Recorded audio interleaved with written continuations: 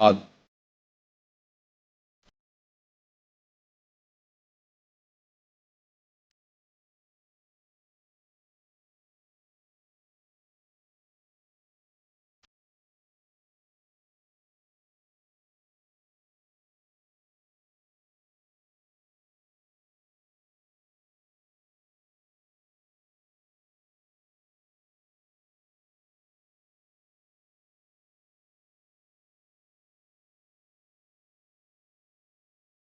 नाम जो ये नहीं जानता कि मैं गलत कर रहा हूं, कौन नहीं जानता, सब जानते, पर अपनी वासना के कारण वो गलत को गलत न मानकर मनमानी आचरण कर रहे हैं। इसीलिए न भक्ति है, न प्रेम है, न सुख है।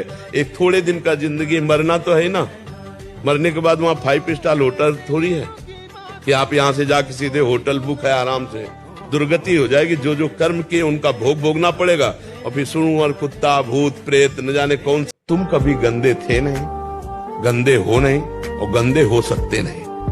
कोई तुम्हें गंदा कर ही नहीं सकता। जो गंदे हैं, जो गंदे हो सकते हैं, उन्हीं को तुमने मैं मान लिया, इसलिए तुम अपने में गंदगी देख रहे हो। तुम जब लोग बर्थडे मनाते हैं तो हमें लगता है इनको रोना चाहिए, नहीं रोना चाहिए। 1 साल चला गया जिंदगी से, 1 साल जिंदगी, मतलब 12 महीना चले गए।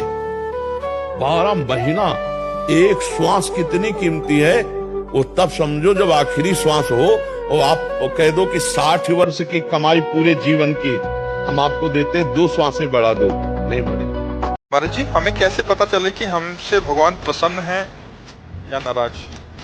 जब हमारा मन अच्छे कामों में लगे, बुजुर्गों में भगवान की भावना करके सेवा करने में सुख मिलने लगे, जब हमें पशु पक्षियों में भी भगवान की भावने लगे, जब हमें संत प्रिय लगने लगे, जब हमें शास्त्र के वचन पूर्ण श्रद्धा विश्वास पूर्वक सत्य लगने लगे, जब हम ना कर तो जान ले भगवान हम पर प्रसन्न है। हम तो साफ बात कहते हैं कि जब हनुमान जी महाराज को जाना पड़ा संजीवनी बूटी लेने के लिए, सुषेण वैद्य को बुलाया। हनुमान जी को जबरदस्ती लंका में घर से उखाड़ के लाना पड़ा सुषेण वैद्य को। वैद्य को तो लाए, अच्छा राम जी से बढ़कर और कौन होगा, स्वयं राम जी हैं, कुछ कर देते, लेकिन उन्होंने जो नियम बनाए हैं उसका पालन करवाया। वैद्य को बुलवाया लंका से, वो घर से ही तो उखाड़ के लाए। हनुमान जी ऐसे चलने के लिए तैयार नहीं थे तो घड़े उखाड़ के ले आए।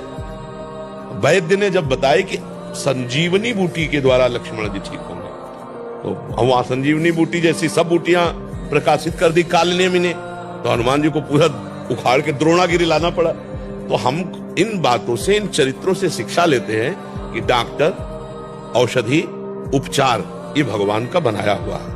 हमको इसके द्वारा रोग निवारण करना है और भगवान का नाम जप करना है, सच्चाई से चलना है, तो हमें किसी से आशीर्वाद मांगने की जरूरत नहीं, सबका आशीर्वाद हमें मिल जाएगा। मैं कई बार सुना है कि भगवत मार्ग पर आगे बढ़ने पर अनुकूलता या प्रतिकूलता आती है, किंतु मेरे जीवन में ये दोनों ही नहीं आ रहे। अंदर से पुकारा प्रभु बचा लो बचा लो, और ये सब कई कल्प तक भोगते रहे।